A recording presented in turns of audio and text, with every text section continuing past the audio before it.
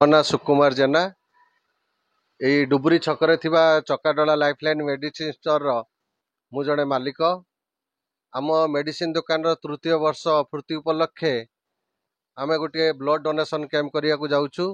एथिरे हमकु सहयोग करूचंती संवाद आम ओडिशा तथा डुबुरी कलिंगनगर बणिक संघ तथा सत्य साई सेवा संगठन तथा डुबुरी बारगाडिया नडिया बंगार सर्वसाधारण लोकंकर सहयोग रे आमे एक मेगा रक्तदान शिविर करिया को जाउछु।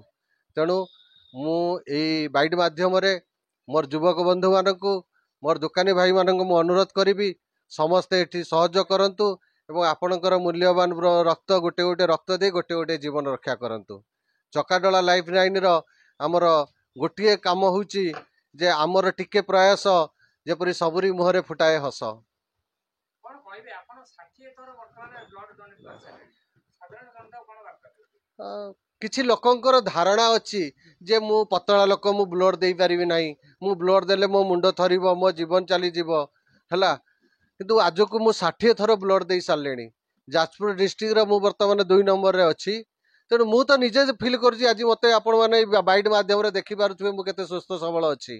तेणु सेटा भूल चिंताधारा। समस्ते चाहिले आमे ब्लड देई परिबा एवं गोटे ब्लड दबा जे केते उपकार करुछि केते लोकंक कार्य रे लागुछि। तेणु से सब भूल चिंताधारा मनर दूर करिकी समस्ते आगे आसतु एवं समस्ते सहयोग करंतु।